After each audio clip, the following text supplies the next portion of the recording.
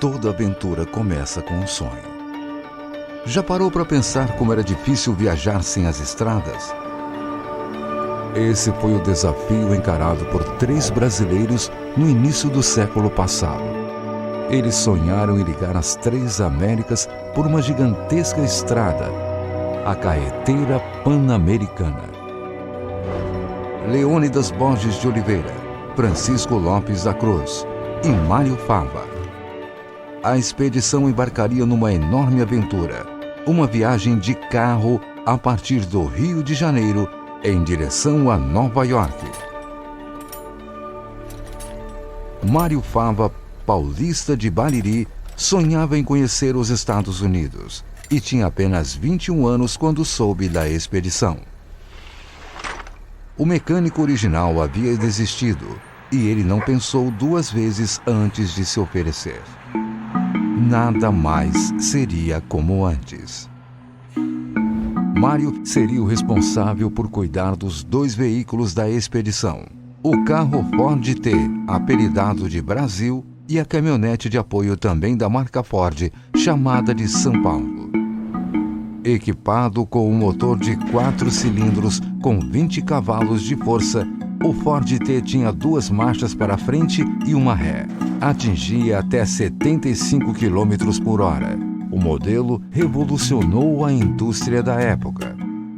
A aventura começou no dia 16 de abril de 1928. A expedição partiu do Rio de Janeiro rumo a Petrópolis para serem recebidos pelo presidente Washington Luiz. Já no trajeto, passando pelo Pantanal, uma onça ataca Mário Fava. Foi salvo por seu companheiro Francisco e pelos índios que viviam no local. As dificuldades continuaram.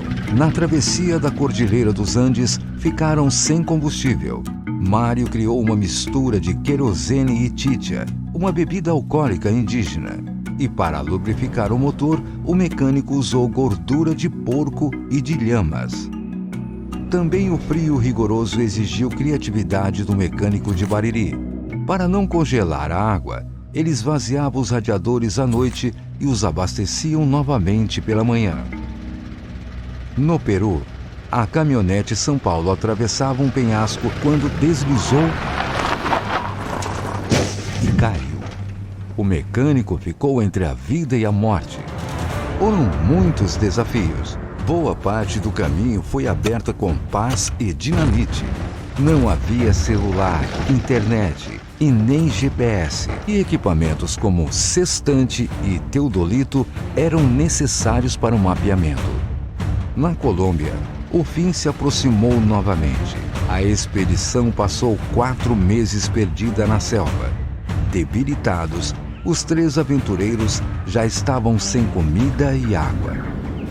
Mais uma vez, conseguiram sair da mata com a ajuda de índios. Para atravessar os pântanos do Panamá, os 2 veículos precisaram ser desmontados. E assim seguiram viagem passando por 15 países, homenageados por onde passavam. Chegaram aos Estados Unidos em 1936 e permaneceram até 1938.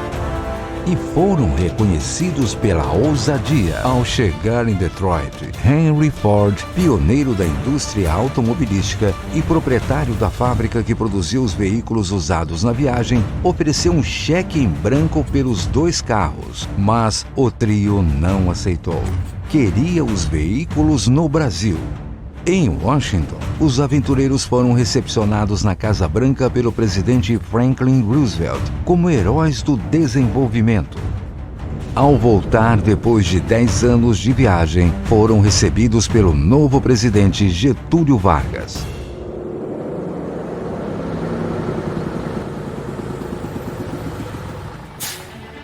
Mário Fava retorna a Bariri para reencontrar sua mãe. Ela, após tantos anos sem contato algum, perguntou por que ele demorou tanto a voltar para casa. Mário, emocionado, apenas respondeu: "Eu não sabia que era tão longe." Agora, mais de 80 anos após o fim dessa expedição, um novo sonho se realiza. A fundação do museu que leva o nome do intrépido mecânico baririense. O Museu Mário Fava, que guarda a memória de uma das mais espetaculares aventuras do século XX.